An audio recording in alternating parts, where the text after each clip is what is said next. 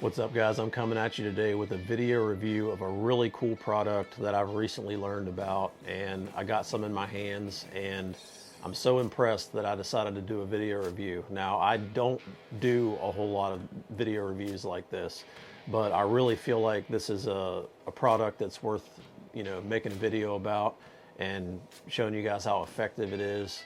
And if you're anything like me, you hate fletching arrows. I've been doing my own arrows and bow setups for years and years, and honestly, I hate fletching arrows. It's something I've always done out of necessity. I'm fairly decent at it. I've got all the equipment to do it, but I still just hate taking the time to, prep the shafts, clean them, make sure you have the right glue, all that stuff. To me, it's just a giant time suck. I don't enjoy doing it. So when this product come along, it really excited me, for the prospect of not fletching any more arrows. So what this is called Zinger Fletchings.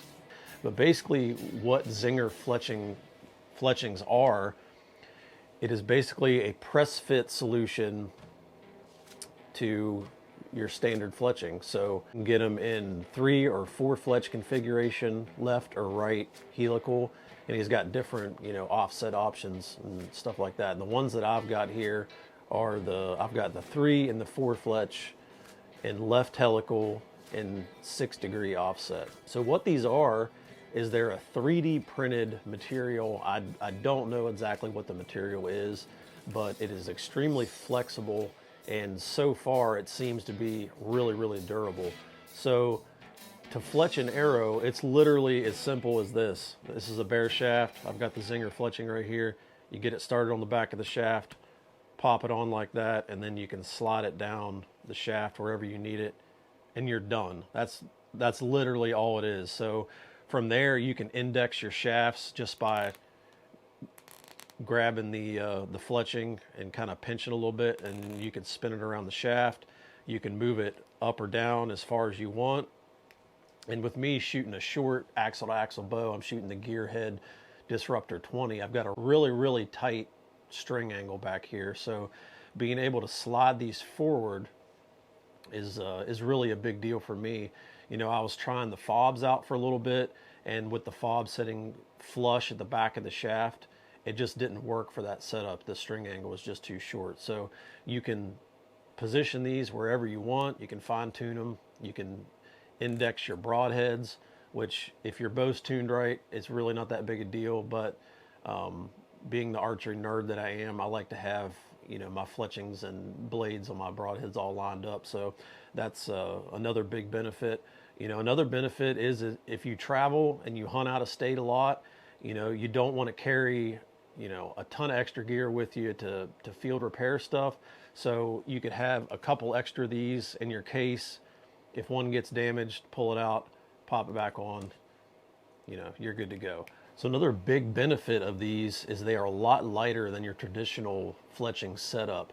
So the 4 fletch comes in right at 10 grains, at least that's what I weighed this one at, and it's going to give you a better front of center weight overall.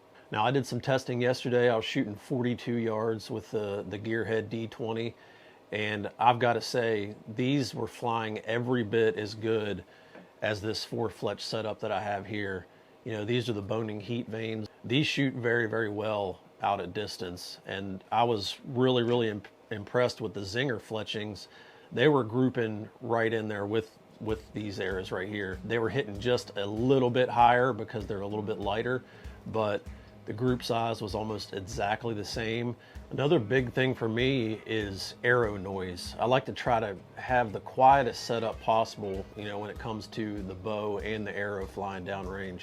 These make very, very little noise. They're really, really comparable to the boning heat vane that I found. The boning is a little bit quieter, that I can tell, but yesterday when I was outside shooting, I could barely tell the difference. I mean, it's a non-factor in my opinion. So if you've used pressed fit fletchings like a fob in the past, the big downside to those is that if you use a lighted nock for a hunting situation, whenever you shoot and it goes through the animal, the knock or the fletching is going to pop off and take the knock with it.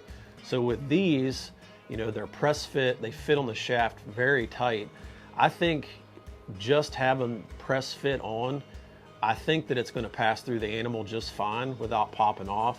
But with these, you know, you can slide them up the shaft a little ways. You could always put a little drop of glue on the front to hold it in place, and then it's going to pass through just like a regular fletching. So you can still use your lighted knock setup for hunting, and I think that they're going to react just like a normal fletching would and just pass through the animal.